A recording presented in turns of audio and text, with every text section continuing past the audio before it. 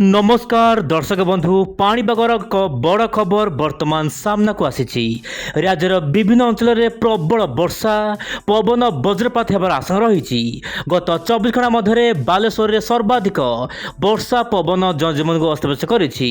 बालेश्वर मयूरभंज जिलार अनेक स्थान में बिजुली घड़घड़ सहित काल बैशाखी मात्रा देखा मिलूला। तेज दर्शक बंधु विंड ओडिया चैनल पूर्वानुमान अनुसार बर्तमान राज्यर विभिन्न अंचल में वर्षा आरंभ हो जाइछि माने काल बैशाखी स्थिति। तेज आगामी दिन में पाणीपाग सूचना देती कि काल बैशाखी मात्रा बढ़ी आप सैटेलाइट इमेज देखिपे पश्चिमा झड़ प्रभाव में जम्मू काश्मीर आखपाख अंचल में बर्तमान एक्टिविटी बढ़ुची एवं यार सीधा सड़क प्रभाव ओडिशा पर पड़ुछि। आपड़ देखु दर्शक बंधु उत्तर ओडिशा दक्षिण ओडिशार अनेक स्थान में काल बैशाखी भाव आशंका रही। उत्तर ओडिशार भद्रक बालेश्वर मयूरभंज ता सहित आपमती रोचे केउझर ढेंकानाल अनुगुल झारसुगुड़ा यही सब जिला को ऑरेंज अलर्ट दर्शक बंधु रही। प्रबल वर्षा कुआपथर माड़ हबार आशंका रही। तेणु दर्शक बंधु यही सब जिला को ऑरेंज अलर्ट रही। सहित जगतसिंहपुर केन्द्रापड़ा खोर्धा नयागढ़ कटक ता सहित दर्शक बंधु आप रोचे जमीक नयागढ़ यार आखपाख अंचल गंजाम गजपति ता सहित आप संबलपुर बौद्ध अनुगुल यही सब जिलार स्थान स्थान मध्यम प्रबल वर्षा ता सहित थंडरस्टॉर्म बा लाइटिंग हमारे आशंका रही। से दर्शक बंधु संपूर्ण सतर्क रहतु ओडिशावासी।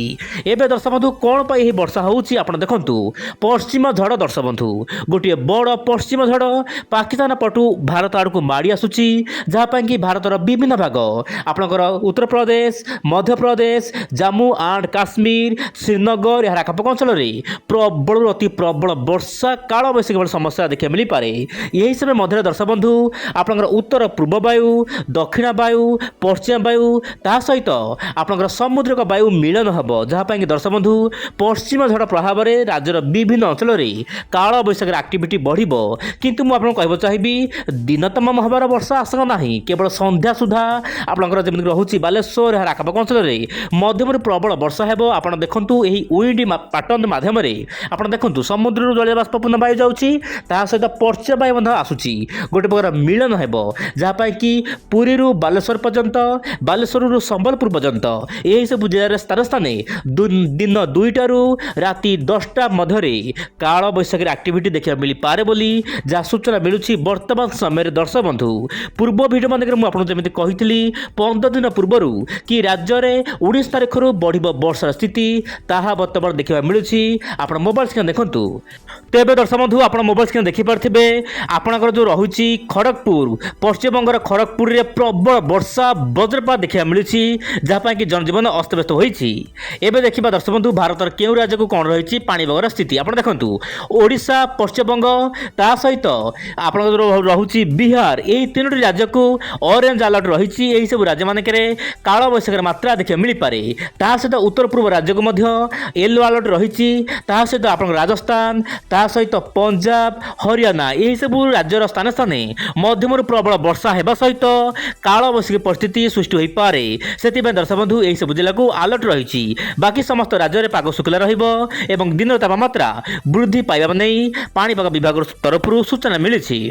एवं देखा दर्शक बंधु मॉडल कौन रही आकलन दर्शक बंधु आप रोचे ECMWM मॉडल यही मॉडल आकलन अनुसार देशर विभिन्न भाग में पश्चिम झड़ प्रभाव में लगी वर्षार स्थिति प्रतिदिन उपर बेला किसी ना किसी एक्टिविटी विशेषकर ओडिशा पश्चिमबंग बिहार छत्तीसगढ़ उत्तर पूर्व राज्यगुड़िक काल बैशाखी मात्रा हठात प्रबल वर्षा पवन होबार आशंका रही। यही सब राज्य मानक आप देखो मोबाइल स्क्रीन में ओडिशा में काल बैशाखी मात्रा बढ़ो हठात प्रबल मात्रा में वज्रपात देखा मिल पारे बोली जहाँ मॉडल तरफ सूचना मिलूँ। पश्चिम झड़ प्रभाव में जम्मू एंड काश्मीर में मध्यम प्रबल वर्षा हिलस्ट्रम ता सहित तुषारपात देखा मिल पारे।